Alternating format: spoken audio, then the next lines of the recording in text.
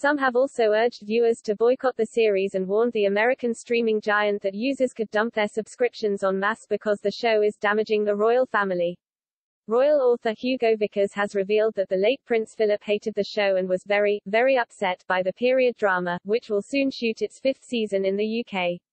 Jonathan Pryce will be replacing Tobias Menzies as the Duke.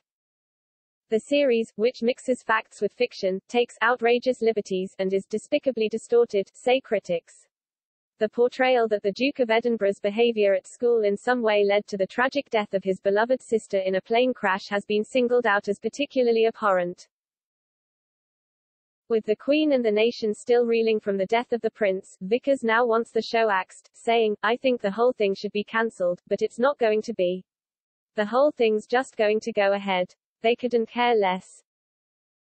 They're picking away at tragedy. They did the death of the Queen's equerry Major Hugh Lindsay. The widow on that occasion was pretty upset." He continued, "They can say what they like now because they can't libel the dead. They've done a real disservice and it's up to someone to put this story right about what he, Philip, was really like. It's horrific what they're doing, entirely to damage the royal family. If you think that's how the monarchy behaves, there would no justification having it. I predict the worst for next season.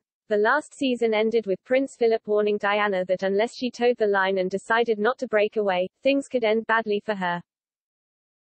Former cabinet member and Express columnist Anne Widdecombe said, "I'm not surprised any member of the royal family is upset by it.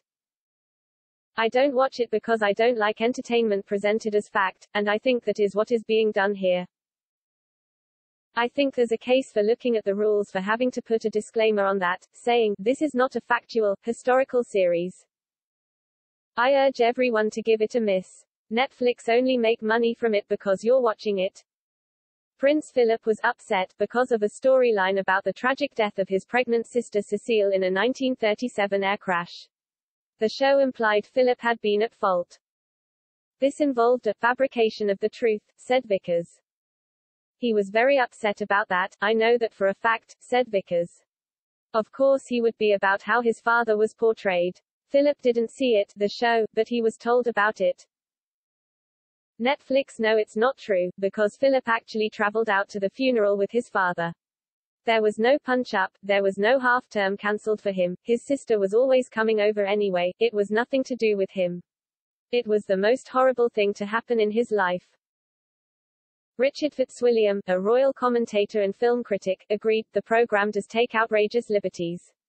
The episode that deals with the tragic death of his sister Cecile, Prince Philip's sister, was absolutely, despicably distorted. In 1937, Cecile was killed in an air crash, and the Crown implies that because of his bad behavior at Gordonston School, when he was gated, it meant she couldn't spend the holiday with him, and then she took the flight, which proved fatal. The series implies Philip was blamed by his father for his sister's death." Asked if there was a case to rewrite the character, Fitzwilliam said, "There's always a case to have his character rewritten. The overall point is that Philip has not been favorably portrayed and he seems louche, and very ill at ease with the role of consort. I hope that people still do realize what an extraordinary Great Britain he was, with all that energy which he used for the benefit of so many charities, and also his stalwart support of the Queen, which isn't emphasized in The Crown." Netflix refused to make any official comment, but a senior production source said, "We don't comment on individual stories related to The Crown, especially a story from several seasons ago." Senior MPs say that the streaming platform risks enraging the public if the next 2 series contain content which could distress the Queen. Sir David Ames, a patron of the British Monarchist Society, said, "To continue portraying the royal family and the Duke of Edinburgh in particular in an unfavourable light is totally inappropriate, and I think Netflix should reconsider their programming."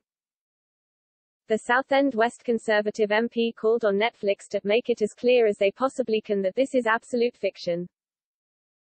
He said that just as the fury of football fans had convinced foreign owners of clubs not to press ahead with plans for a European Super League, the power of people subscribing to Netflix should be called on, frankly, to ensure that the high esteem that our senior royals are held in isn't damaged in any way whatsoever.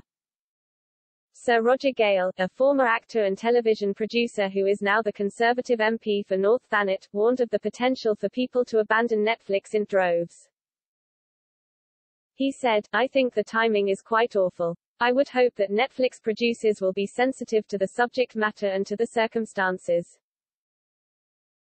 If they are not, it could backfire on them horribly. If I was them, I wouldn't do it at all."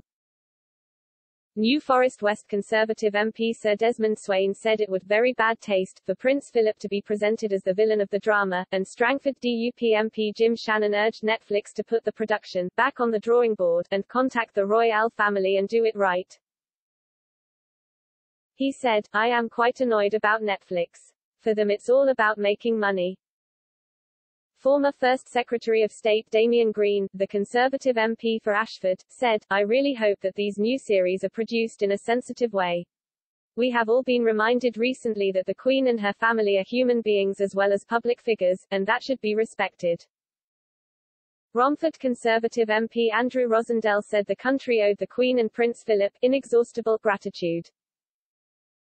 He said, "I hope that the executives at Netflix recognize this and ensure that any further series of The Crown portray them as they have always been, devoted public servants."